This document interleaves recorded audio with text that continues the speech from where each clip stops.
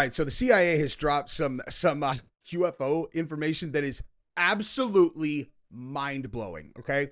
Now, I want to show you the source of this, okay? So if you can see, let me pull this down. Okay, you see that? CIA.gov, okay? We are getting this from the CIA website, and we're also getting this one from the same place.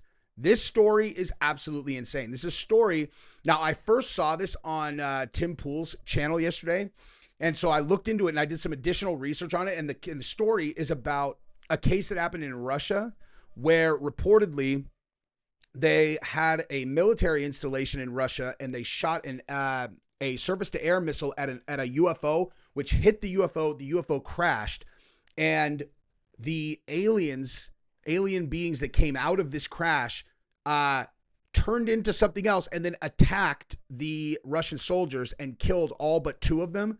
This story is absolutely wild. And again, I just want to reiterate, this is on CIA.gov. This is an official CIA report on the incident. It is absolutely wild, okay? So that is what we are about to look at. If you have not subscribed to my channel, where else are you going to find out the background on what this actually is? Okay, so basically what we're going to do in this video is I'm going to assume that everything in here is real, is true, and I'm going to hypothesize about exactly what they saw, okay? Because what they describe here is, I think, potentially connectable to things that we're seeing right now technologically with what's going on with AI. I know that sounds a little bit weird, but I will explain exactly what I mean as we go through the case. And like I said, usually this kind of story does not get shown to new people. If you are not actively subscribed to my channel, that is the only way you'll know for sure that you are going to be suggested videos like this. So I would highly appreciate it also, but it'll be good if you want to see more content like this. So, okay, so I wanted to show you guys this. So this is all Freedom of Information Act stuff, okay? And this is what they usually look like. So you click on the, you go to the CIA website, and then there's an attached document. Boom. So this one right here that we'll look at afterwards is this big report that the CIA, released or whatever, internally, and then they ultimately released or allowed the public to see in 2016, I believe. Let me actually go back and tell you exactly what that was. Okay, so it says document release date was 2001. Okay, so this is weird. It says document creation date is 2016, document release date 2001. So I think what that means is they circulated it internally in the CIA in 2001, but then they released it publicly in 2016. That's my, I think is what that means. Now, I'm going to go through this afterwards and show you what's in this very, very extensive document here. I mean, like, just to put this in perspective, like how long this is. Like, check this out, dude. Okay, there's a lot of data in this thing, and this was some kind of internal thing with the CIA. Okay, so we'll go through this entire thing. Okay, it's still going. Wow. Oh, I just saw the Phoenix Lights. This is the one.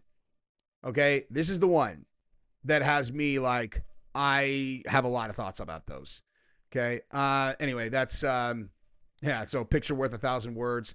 Anyway. Okay. So we're going to come back to this though. Like I said, I want to go through the headline story here first. But first, I want to tell you about the sponsor of this video, Prize Picks, really quick, and then we'll get into this terrifying story about alien attacks, which are apparently 100% real because the CIA is telling you about them. Now, if I told you that you could make $50 for free if you take 90 seconds of your time to do something, it's something that you would do, especially if the 90 seconds is going to be something fun. Because that's exactly what Prize Picks and I are offering you right now. I want to be very clear. There is no gimmick here. There's no chance where this does not lead to $50 free for you. There's nothing you have to pick right. There's no game you have to win. If you play a $5 roster on Prize Picks, you will get $50 into your account, whether you win or lose the roster that you entered. How much you can win in addition to the automatic $50 depends on the size of the roster that you pick, but I'll let you play around with that a little bit. Now, you also could try to win real big and play more than $5, but you don't have to. Take a look over here. Look at what I stand to win if I hit this roster. Hold me accountable to this. I'm putting it on my channel. I'm putting my face on it. Hold me accountable, and also hold me accountable to this. This game is super fun. You're going to want to play. As you can see on the left side of the screen, All you do is go through the athletes that you want to pick in a specific sport. In this case, we're doing UFC because my girl Rose Namajunas is fighting on Saturday. In addition to MMA, they have college basketball, college football, NBA, NFL, any sport you could think of, you can play on PrizePicks. Now, in the roster you see over here, this is obviously a UFC roster. I'm playing a $5 game, which means if this was my first game, I would see a free $50 put into my account the second that the game starts. So come join me for PrizePicks. It's an amazing game. You'll be supporting my channel and you'll be getting free money. Also, look at my roster, take a screenshot, and then you can see how I did. And also, I want to know who you guys are picking. Send me your rosters if you want. Link is in the description. Use promo code JesseOnFire for the $50 bonus. And that is what it is, which is the attack on these Russian soldiers, okay? Sorry, I have gum in my mouth. I just realized. All right. So this is the report about an attack from UFOs on humans, okay? So this is a reprint after Mikhail Gorbachev dissolved this in 1991, dissolved the KGB in 1991, the KGB top secret intelligence administration. A lot of material from that department found their way abroad, in particular to the CIA. As reported by the authoritative magazine Canadian Weekly World News, U.S. intelligence obtained a 250-page file on the attack by a UFO on a military unit in Siberia. The file contained not only many documentary photographs and drawings, but also testimonies by actual participants in the events. One of the CIA representatives referred to this case as a horrific picture that makes one's blood freeze. According to the KGB materials, a quite low-flying spaceship in the shape of a saucer appeared above a military unit that was conducting routine training maneuvers. For unknown reasons, somebody unexpectedly launched a surface-to-air missile and hit the UFO. It fell to Earth not far away. 5 short humanoids with large heads and large black eyes emerged from it.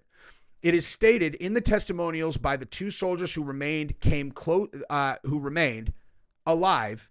Sorry, let me read that again. It is stated in the testimonies by the 2 soldiers who remained alive that after freeing themselves from the debris, the aliens came close together, then, quote, merged into a single object that acquired a spherical shape. That object began to buzz and hiss sharply, then became brilliant white. In a few seconds, the spheres grew much bigger and exploded by flaring up with an extremely bright light. At that very instant, 23 soldiers who had watched the phenomenon turned into stone poles. Only 2 soldiers who stood in the shade and were less exposed to the luminous explosion survived.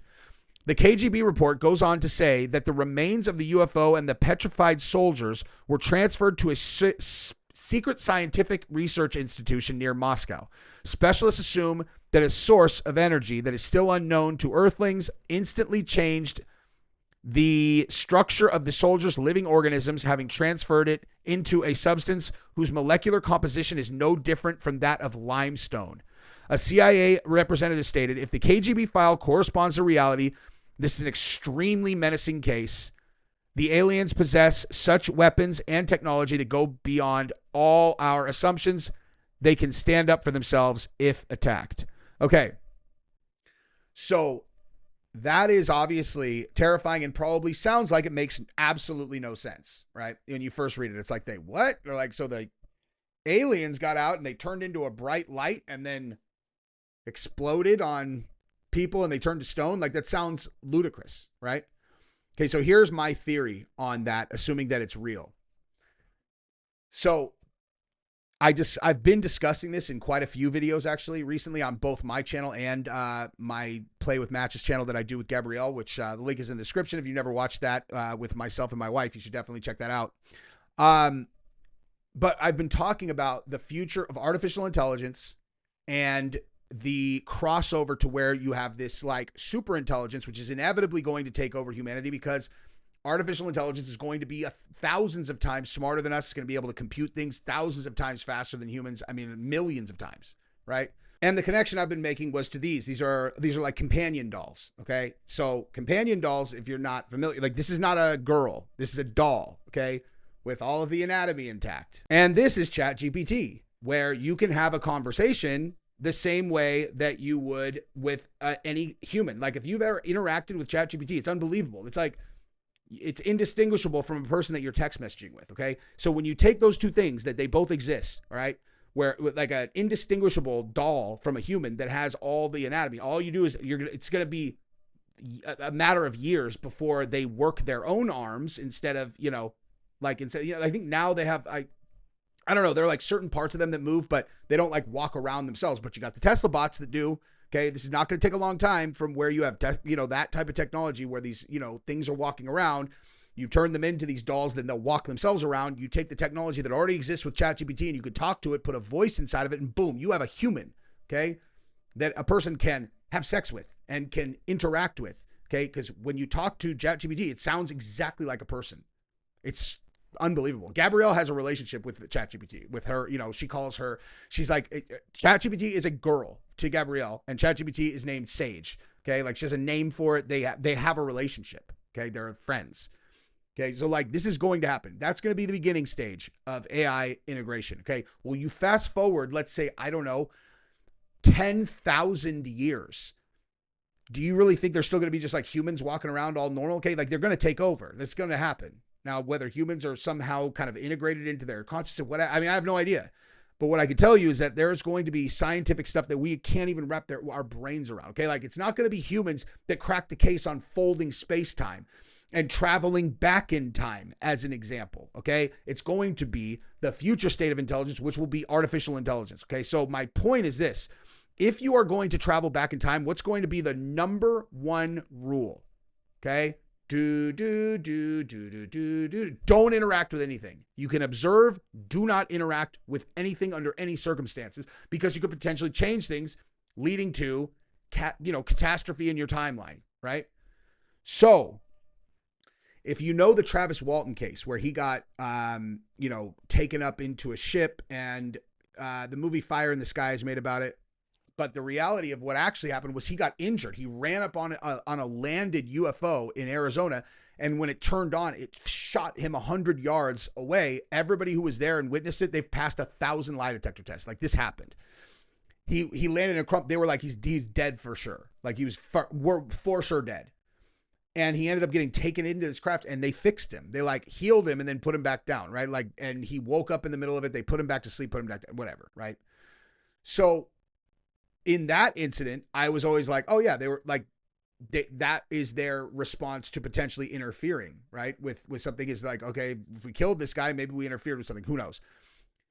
Doesn't mean that all of the things that are flying around are necessarily all the same, instance or whatever. One could be 10,000 years ahead of the other one, or one could be 1,000,000 years ahead of the other one, if that's what these are. Time traveling, future state, artificial intelligence. Now, do you think there's a possibility that they could have some kind of contingency where if they get seen by a mass number of people and it's military, that they take them out? And not because they want to be like vengeful, but because too many people saw them. Too many people saw them. I mean, let me tell you this: organic matter does not go and turn into a bright light, but future state AI might, right? They said that these humanoids jumped out of the UFO. They like ran out of the UFO and then came together and turned into a spherical whatever, and then bang, turned into a bright light, which turned everyone to stone. And again, I'm saying, like, we're assuming all of this is true. Right. Okay, well, future state humans aren't doing that, but future state AI might. Right? I mean, am I in outer space here? I don't think I am. So that is my theory on that. And now I'm going to take you over to this one. The other one, and just kind of run you through some of the really notable stuff that I saw. Okay, check this out. Look at this. The first chapter is If Anyone Asks. Okay, so again, that's how you know this is an internal CIA document. If anyone asks. So I'll take you there. If anyone asks, 20 years have passed. Honestly, I'm just going to be sitting here reading this entire thing to you, which seems like a daunting task considering it's 60 pages long. So what I want to do actually is go. So let me actually, you know what? I will put the link to this in the description. And if I forget to do that, remind me in the comments, and then I will pin a comment with it in there.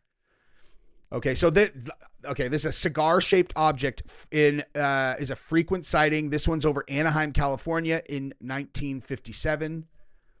Like, they have all of these incidents that they consider to be credible in this document, which are crazy. Have UFOs been tracked by radar? They go through a bunch of different examples of when UFOs were tracked by radar. So this idea, there's no UFOs. Yeah, right. What's this CIA document that's talking about all of these very credible incidents? You know, do astronomers give credence to UFOs? Blah, blah, blah. Okay, so this one is, wait, where is it? I wanted to go back to the 5 that will curl your hair. All right, so he was door-sized, looked as though he'd weighed no more than 35 pounds, but his body was hard as steel and covered with stiff hairs. His eyes glowed in the dark, and his arms tapered carried enough strength to bounce a full-grown man 15 feet with a single push of his hand. I don't even know which one this is. Okay, so this is dumbbell-shaped foot imprint, suggests waddling step rather than stiff-legged. I mean, like, they take this stuff super serious, man.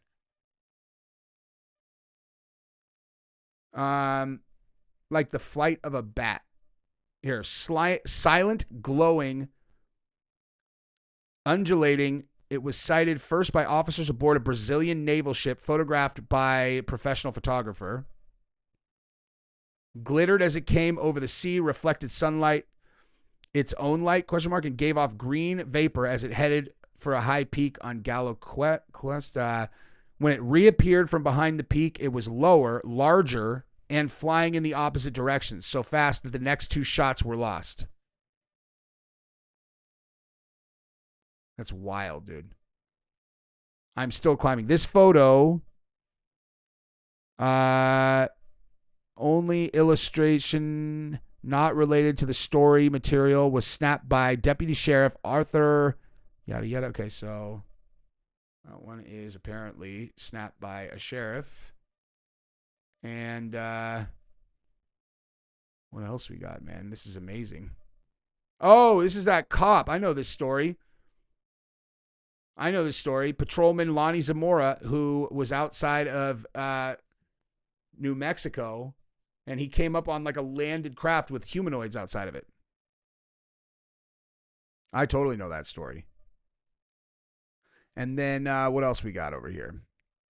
Flap in Michigan. Michigan police official took this photo, what he suspected was an unidentified flying object. Okay. Ooh, wait. While in the peak of its controversy, this UFO that flew over Hillsdale County. Okay, I don't know what that is about. Let's see what else we got, dude. If you can't cite them, coin them. Okay, I don't know what that means. Man, there's so I'm really honestly coming in for a charge. There we go. Deep red cigar-shaped object which came small disc that sped towards ground, stopped over power lines, extended pipeline-like lines, remained there several seconds before withdrawing the object and speeding back to the cigar-shaped UFO. So I've always thought that there is a high probability that some of this stuff has to do with them like gaining charge from the ground, and I'll tell you why. So there was an incident in the Rendlesham Forest, which was a nuclear missile base in the UK. It's an American nuclear missile base that's in the United Kingdom. And this story is wild. And I've seen these guys talk about it. I believe him 100% that these guys came up on a UFO that was in the forest. And there's a lot more to this story. A lot more to this story. If you can find the documentary that Mouthy Buddha did on the Rendlesham Forest, it'll blow your mind. Okay. But just to summarize one part, they came up on this disc that was like, I think it was maybe like 12 to 15 feet wide. And they were able to like walk around it for 45 minutes. They said that they drew all these markings, these like hieroglyphs that were on it. And they said that there was so much static electricity in the air that everywhere you moved, it was like, and so I always thought, I'm like, I bet you that craft was down on the ground, like drawing energy into itself somehow, because, and they always report, the really credible reports always have static electricity in the air mentioned. They always say 2 things if they get close enough to it. Even if they're far, everyone always says it was dead silent. because it trips them out. Because usually when you see something moving around, there's an associated sound if it's a mechanical device. And they're like, it's dead. Like, there is not a sound. Just, and I always think about that. It freaks me out thinking about it. And then the other is the static electricity in the air. Okay, so I really am just trying to get to the part of the this one. Okay, so a picture's worth 1,000 words. The inverted V that came up so sharply on the exposed negative shot revealed many puzzling features. Each circular shape was near a pinpoint source of light. The objects came out on film far brighter than the stars that studied this. Okay, so the reason I'm always extra interested in the triangles is because of the Phoenix Lights. You know, the Phoenix Lights story. I don't have time to go into that entire thing, but bottom line, most widely seen UFO event in history happened in March of 1997 over Scottsdale, Arizona. And it was the night of, I think it was like the Hale-Bopp comet or something. So there was like 1 million people outside looking up. Even the governor saw it, and he was an Air Force pilot. And he was like, that was not human, what we just saw. It was a mile wide, they said. By the way, anybody who saw that thing, if anybody saw that thing who's still watching this, can you please email me? I've had some people say in the comments that they saw it, and I always respond, I'm like, can we talk? Because I want to hear like an actual, report of what it was like to see it. But it was just this, every person said the same thing. They're like, it was a triangle. It had lights under it. It was the most enormous thing they've ever seen in their entire life. Bigger than 2 or 3 battleships in the sky, flying absolutely dead silent. 100 yards in the air. Anyway, it's a wild story. So that's what I got. Subscribe to the channel, ring the bell. Love you guys. Bye-bye.